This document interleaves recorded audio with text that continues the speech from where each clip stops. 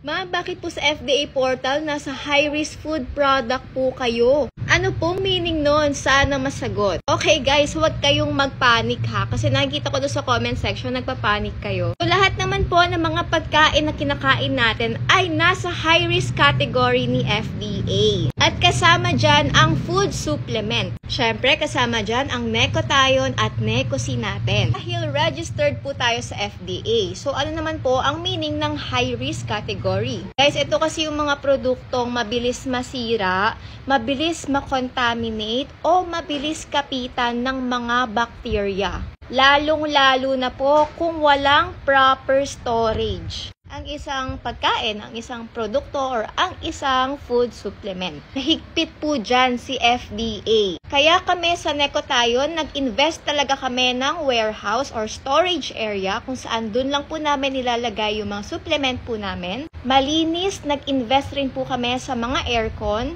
sa mga dehumidifier, para ma-preserve po yung quality ng Necotione at Necosin, and syempre, para rin po sa safety ng mga iinom. Kaya research din, baka mamaya yung mga iniinom nyo, hindi naman pala FDA registered. May iba't ibang category kasi sa FDA, so kinakategorize nila tayo as a high-risk food product.